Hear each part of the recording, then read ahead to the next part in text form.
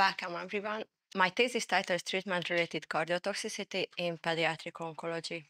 My name is Nóra Beke. I'm a PhD student, and my vision is that cancer patients should have a good life quality without any complication. And my mission is that encourage the attitude that clinical practice and research are inseparable. My first project title is Cardiotoxicity in Pediatric Oncology. This is a systematic review and meta-analysis. Although the 5-year overall survival of children with cancer is 80%, we pay a heavy price for it because of the serious cardiotoxic side effect of the treatment. Cardiovascular diseases are the leading cause of late morbidity and mortality. Childhood cancer survivors have 5 to 15-fold increased risk for heart failure, and almost half of the patients have myocardial injury. Current guidelines suggest echocardiography for monitoring, but in many cases, it does not detect early enough. Otherwise, we know several other screening modalities. For example, other imaging technique, blood biomarker, genetic variants, and microRNA. However, so far there is no study that compares their accuracy. Therefore, our study aim is to find out which modality is the most accurate in detection of cardiotoxicity. It is important to pick because early detection allows immediate intervention. Our clinical question is, what is the most accurate prognostic tool for predicting therapy-related cardiotoxicity in childhood cancer patients? We use PFO framework. The population is children with cancer and childhood cancer survivors. The prognostic factors are cardiac biomarkers, echo, genetic variants, microRNA, and the outcome is the prediction accuracy of heart failure. Our hypothesis is that the echocardiography is the most accurate prognostic tool in predicting therapy-related cardiotoxicity in childhood cancer patients. Our study clinical implication is with the most accurate tool, we could give better disease outcome for the patients. Less unnecessary tests need to be performed. The clinicians could follow appropriate recommendation during the treatment, and in addition to all, it could be a good starting point for developing even more accurate tools.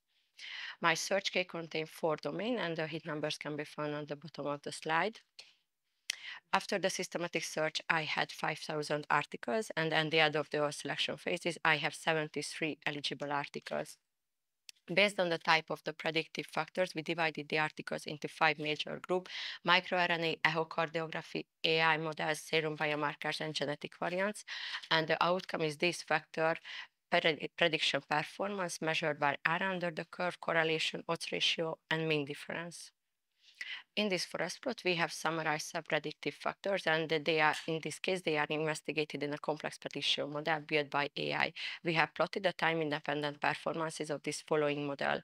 We used R under the curve as a unit, which shows the quality of the prognosticability of this following model. R under the curve is a region under the receiver operating characteristics curve, which shows that as we change the threshold of the underlying continuous variable, the sensitivity and specificity also change. The value can be varied between 0.5 and 1. 1 represents the maximum sensitivity and specificity, and the 0.5 represents the result of random guessing. The figure shows that the performances are quite scattered. We used state-of-the-art values. The overall AUC value is 0.8, but we can see that ECG with clinical parameter reached 0.89 AUC value, which is an exceptionally high value. It is suggests that clinical parameters alone are not enough. Additional examinations are definitely needed, and even then cannot reach outstandingly good performance. In the next forest plot, we evaluated the prediction performance of the echocardiographic parameter global longitudinal strain. We divided the articles into 2 subgroups based on the definition of the abnormal GLS value. In the follow-up subgroup, the GLS measurements were taken over time, and in the reduction subgroup, the GLS was assessed with changes between 2 time points. The follow-up subgroup demonstrated relatively higher and more consistent AUC value with 0.85 and 0.91 values, which indicating a good predictive ability, and the reduction subgroup shows greater variability. The overall AUC value is 0.72.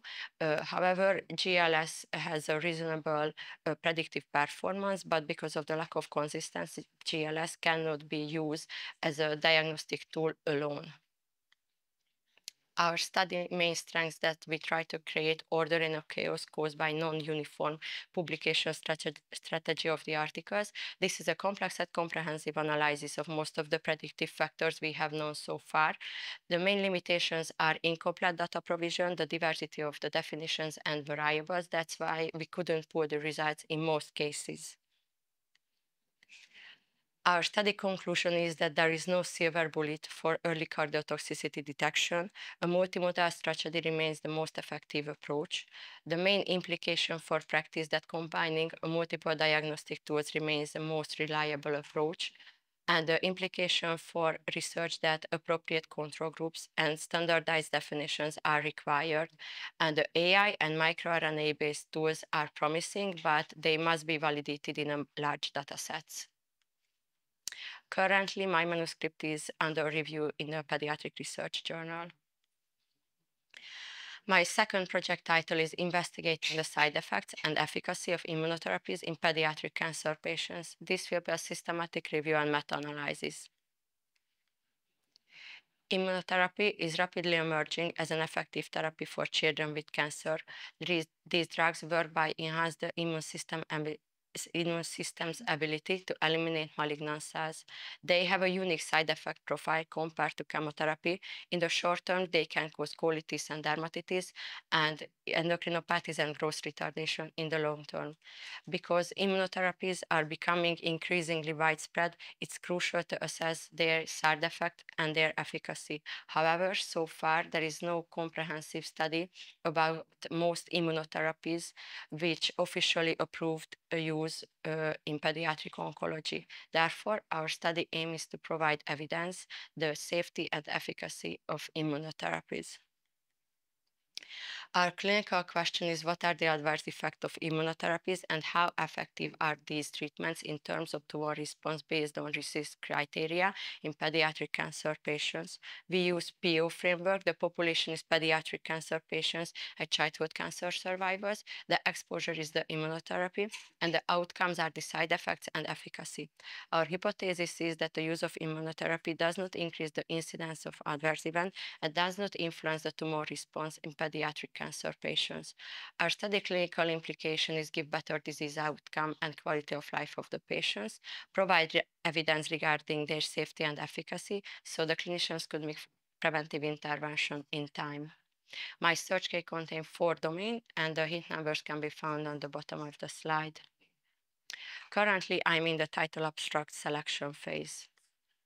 Since my vision is that pediatric cancer patients should live a high-quality life without any complication, I would like to support this with my 2 study. And my presentation with the quote from Roger Federer, effortless is a myth. Thank you for your attention.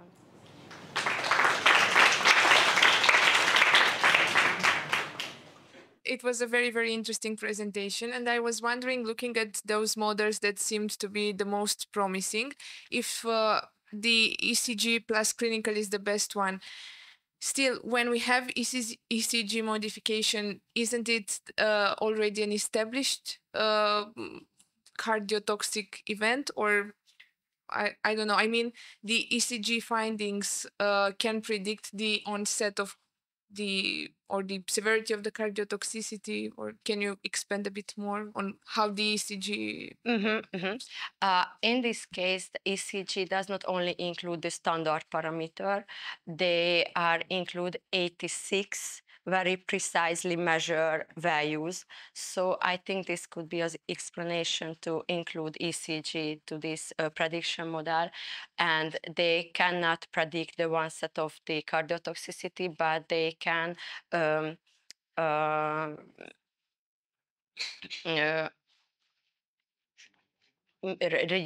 can reuse the missed cases if we using in a part of a prediction model.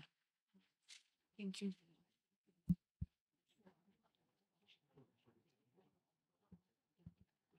Thank you very much. Very important study, also feeding into late effects that we heard in the previous talk as well.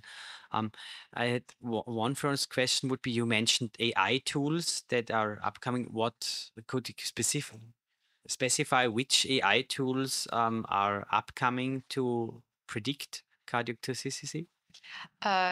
The AI prediction models include several clinical parameters, blood biomarkers, echo parameters, and they try to identify a patient even ejection fraction or a fractional shortening, the conventional echocardiographic parameter, identify the cardiotoxic patients, but I think it must be validated in a much more large pediatric data set. So I think we couldn't draw a clear conclusion from these results.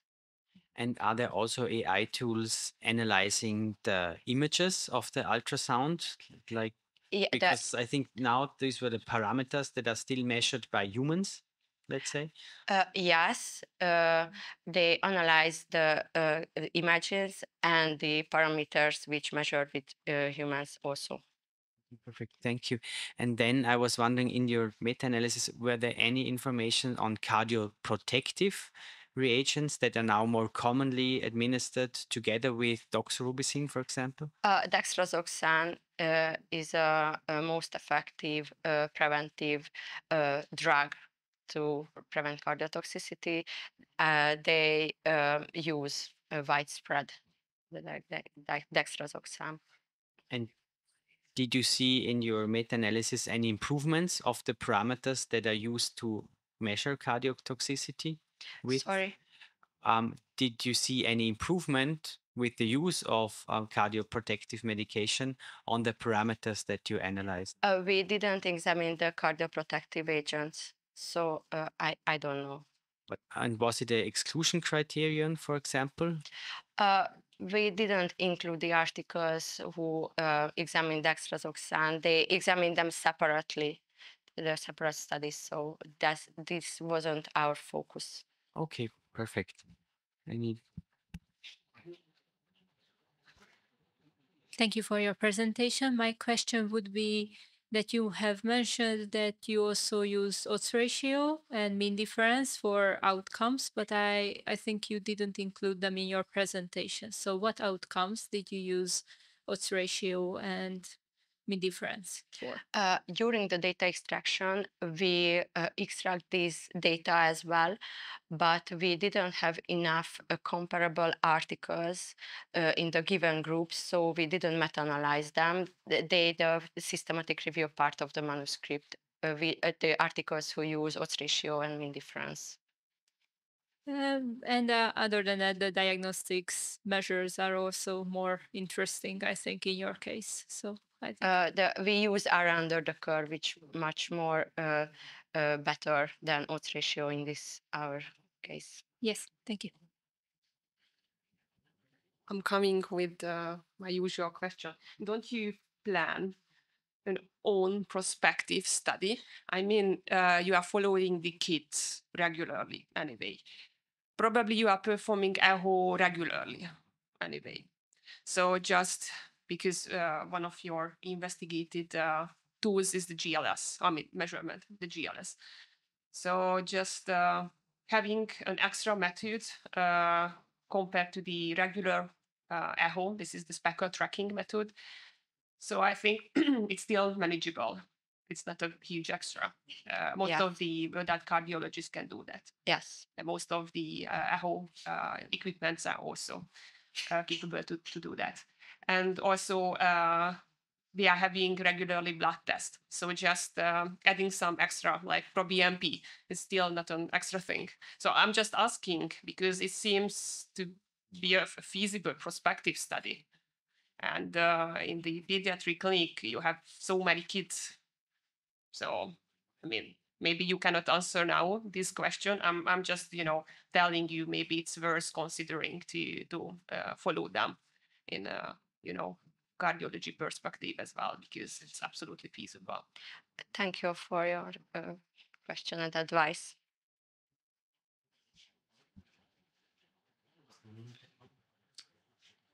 You talk about AI, which is very fancy. But my problem is with this. Oh, just one minor remark that you use AI generated pictures, which must be also referred. So put ChatGPT or so. Okay. Okay. But the major. And check, because I saw that the adrenal gland here, for example. And also the misspelling because AI cannot. Yes. Yeah, it's interesting, but it's okay. My big problem is with AI that we also use this. that it's a black box. You put something in and you have some results out, but you don't know which is in the black box. You know, and you make this comparison with AI prediction tools, so they are really comparable. You can really use these 3 or how many models in one meta-analysis because they are very different, because we don't know what is actually at this time point generated by these AI methods or so. What do you think about this? This is a general question, not just for your presentation, but it's even I discussed this problem with a statistician, and he said that we can do this meta-analysis, and I agree that the prediction models are very different, but we try to make subgroups and try to choose the comparable articles and comparable prediction models which use almost the same factors like clinical parameters plus biomarkers or just clinical parameters.